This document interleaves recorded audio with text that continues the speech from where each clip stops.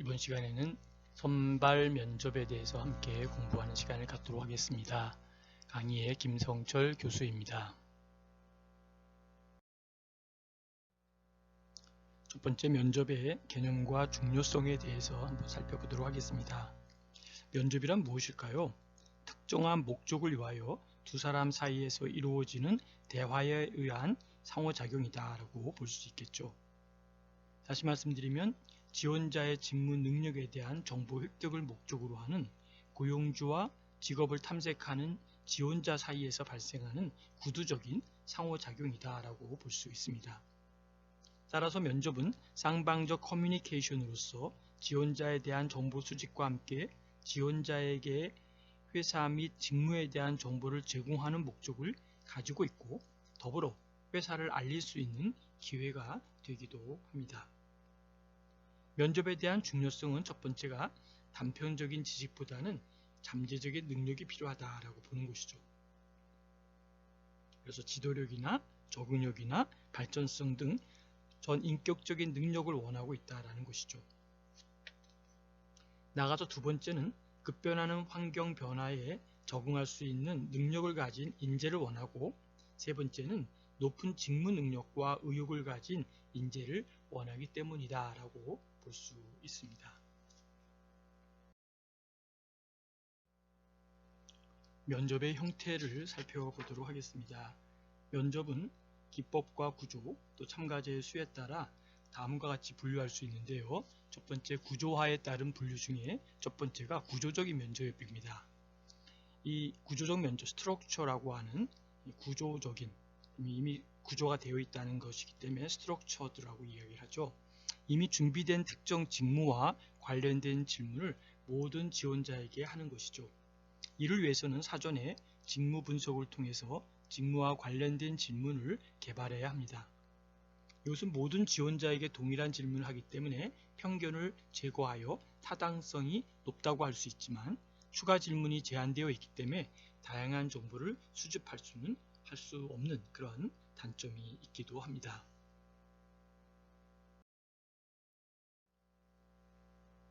다음은 세미 스트럭처 해가지고 반구조적인 면접이다라는 것이죠. 구조적 면접과 비구조적 면접의 그 절충적인 형태로서 각각의 기법이 가지고 있는 문제점을 극복하기 위하여 이용되고 있는 그러한 면접이죠. 즉, 다시 말하면 사전에 준비된 질문을 하면서 상황에 따라 이외의 질문도 허용되는 것이 바로 이미 세미 스트럭처라고 하는 반구조적 면접이다 라고 볼 수 있습니다.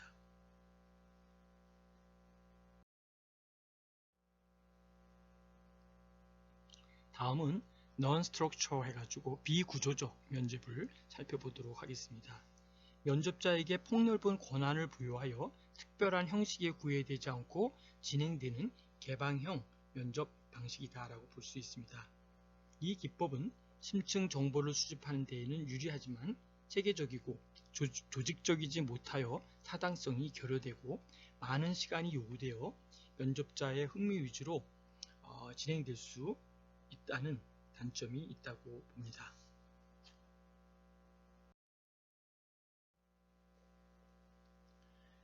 다음은 참가자 수에 따른 분류로서 첫 번째, 집단 면접, 그룹 인터뷰가 있습니다. 지원자를 집단으로 구성하고 특정 주제를 부여하여 자유 토론을 하도록 하는 것입니다. 면접자는 이를 관찰하여 지원자의 적격 여부를 판정하고, 이것은 다수의 지원자를 비교 평가할 수 있고 시간을 절약할 수 있다는 장점이 있습니다.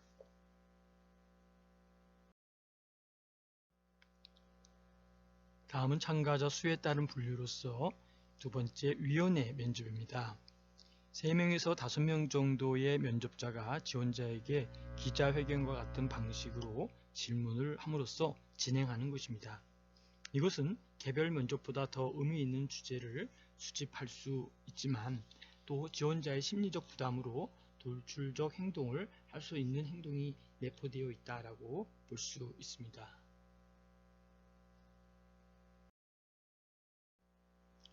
다음은 강압적 면접과 순차적 면접을 살펴보도록 하겠습니다.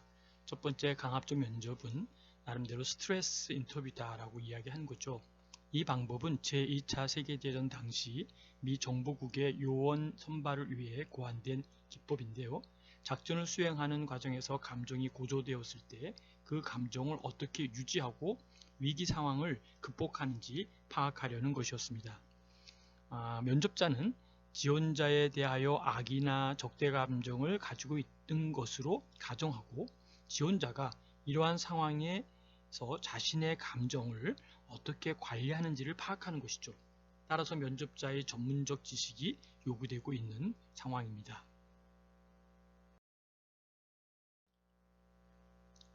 다음은 순차적 면접이다 라고 하는 것이죠.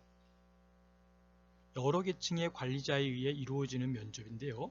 각 관리자는 하나의 기준으로 지원자를 평가하면서 직무 수행에 적합한 기능과 특성에 중점을 두고 있기 때문에 신뢰성과 타당성이 매우 높다고 판단이 됩니다. 다음은 면접의 절차 중 제1단계 계획과 준비의 단계입니다. 지원자의 지원서를 검토하고 의문이 있는 사항에 대하여 질문할 내용을 준비하는 것이고, 또한 직무 분석에 의한 직무 사항과 요구 사항에 대하여 숙지하고 나름대로 안정적이고 조용한 면접 장소를 선정합니다. 다음은 두 번째 단계인 신뢰감에 대한 형성입니다. 긴장을 해소하고 상호 신뢰감을 형성하기 위한 분위기를 조성합니다. 이를 위해 가벼운 대화로부터 시작하여 지원자의 긴장을 해소하고 점차 본격적인 나름대로의 면접 과정으로 들어가는 것이 좋다라는 것이죠. 이것은 지원자가 탈락했을 경우라도 기업의 긍정적 이미지 조성에도 도움이 될 수 있다라고 볼 수 있습니다.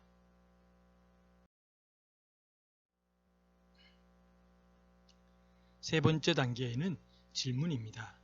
면접은 단답식 질문은 피하고 지원자가 보다 상세한 대답을 하도록 하는 것이 중요합니다. 또한 지원자의 대답을 막거나 그 대답이 면접자와 일치하지 않는다고 해서 이에 대한 감정을 나타내서는 안 됩니다. 다음은 네 번째 단계인 마감입니다. 이 마감은 면접으로서 긍정적으로 마무리해야 하며 다음 행동에 대한 안내가 있어야 되는 것이 바로 면접의 절차 중 마감에 해당된다라고 볼 수 있습니다. 다음은 다섯 번째 단계의 분석과 평가에 대한 작업입니다. 면접자는 즉시 면접 시에 기록한 내용을 검토하고 평가해야 한다는 것이죠. 이때 개인의 주관적 편견이 개입하지 않도록 하는 것이 중요하다고 봅니다.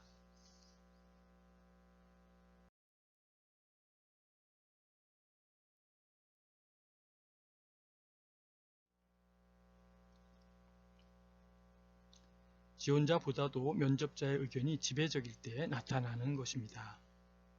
일관성의 결여는 지원자들이 서로 다른 절차나 질문에 의해 평가되었을 때 나타나는 것입니다.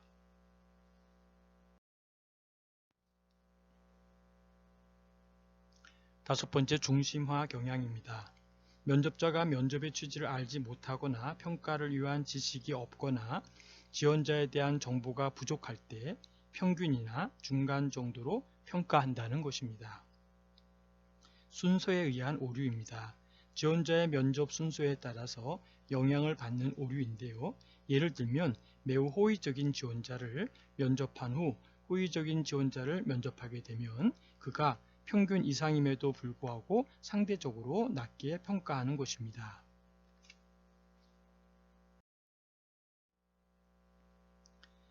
다음은 편견입니다. 특정 학교, 지역, 인종, 성별, 종교, 그리고 지원자의 신체적인 어떤 특성 등에 대하여 면접자가 평소 가지고 있는 감정이 면접 결과에 영향을 미치는 것입니다. 여덟 번째, 면접자의 평가 능력입니다. 직무에 대하여 정확하게 알고 있지 못하거나 면접에 대한 능력 평가가 없는 경우에 발생하는 것입니다. 다음은 비구두적 커뮤니케이션입니다.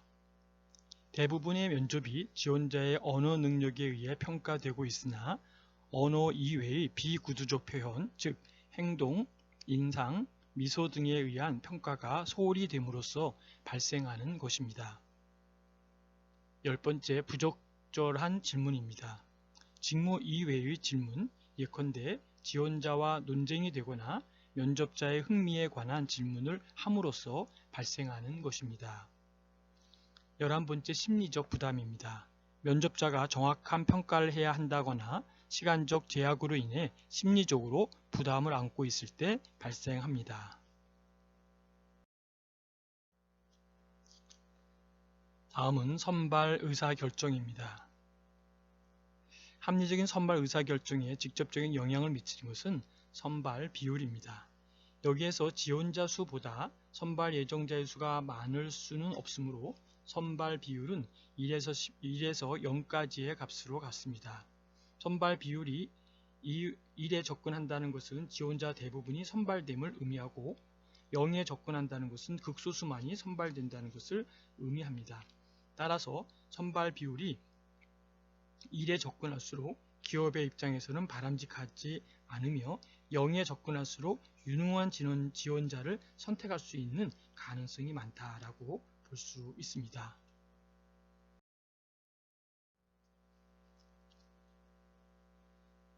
그림 8-2에 나타나 있는 것처럼 그림에서 SC는 선발 도구의 합격 점수이며 R은 타당성 계수를 의미하고 있습니다.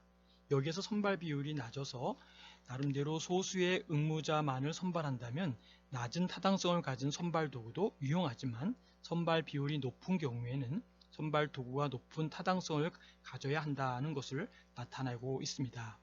따라서 선발 도구의 타당성이 일정하다면 선발 비율을 줄이는 것이 바람직하다고 볼 수 있고요. 그러나 선발 비율을 낮춘다는 것은 모집과 선발에 대한 노력과 비용을 높이는 결과를 초래하기 때문에 선발 비율과 또 합격 점수를 결정하는 데에는 선발 비용을 반드시 고려해야 된다라고 볼 수 있습니다. 표 8-1에서 나타난 자료를 보면 선발 의사결정에 따른 결과를 나타내고 있는데요. 표에서와 같이 어떠한 선발 의사결정 하에서도 다음과 같은 4가지 가능한 결과를 예상할 수 있다라고 보는 것이죠. 1에서 볼 때는 성공하리라고 예측되고 채용이 된 후에 성공적으로 직무를 수행하는 경우, 이것은 성공적인 수락 결정이다 라고 보는 것이죠. 또 반면에 성공적이지 못하다고 예측되고 채용되었더라도 성공적으로 직무를 수행하지 못하는 경우, 성공적인 거부 결정이다 라고 보는 것이죠. 문제는 세 번째, 선발했어야 하는 지원자를 거부하는 경우에 제1유형이고요. 그 다음에 거부했어야 하는 지원자를 선발하는 경우가 제2유형이다 라는 것이죠. 제1유형은 특정 지역이나 인종, 학교, 성별 등의 편견에 의해 선발이 이루어졌을 때 나타나는 오류다라고 하는 것이죠. 제2의 유형은 능력과 자격이 없음에도 불구하고 선발되는 경우로서 교육, 훈련 등의 추가 비용이 발생하게 된다라는 것을 참고하시면 좋을 것 같습니다. 어떻습니까? 면접에 대해서 우리가 많은 것을 보았지만 좀 다양하고 체계적인, 그리고 보다 좀 과학적이고 뭔가 좀 시스템화되어 있는 것들을 우리가 면접에 도입한다면 보다 좀 더 합리적이고 보다 효과적인 그러한 면접을 할 수 있지 않을까라고 생각을 해봅니다. 어떻습니까? 면접이 사실 어려운 것 같으면서도 결코 쉬운 것은 아니고, 또 쉬운 것 같으면서도 결코 또 어려운 그러한 면을 많이 볼 수 있습니다. 여러분들이 면접을 심사도 해보셨고 또 면접의 지원자로도 여러분들이 참여해 본 경험들이 다 있으리라 생각을 합니다. 이제 우리가 복지와 경영 속에서의 인사관리 속에서의 면접을 보면서 보다 더 우리가 좀 체계적이고, 그리고 뭔가 좀 과학적이고, 뭔가 좀 우리가 그 사회복지적인 측면에 좀 더 플러스 알파의 경영적인 것이 들어가 있는 새로운 면접의 기법을 생각하고 또 고민하는 그러한 시간이 되었으면 좋지 않았을까 생각을 합니다. 끝까지 경청해 주셔서 감사를 드리고요. 질문과 토론을 또 하실 분들은 제 카톡에 자료를 남겨주시면 제가 정성껏 답변해 드리도록 하겠습니다. 감사합니다.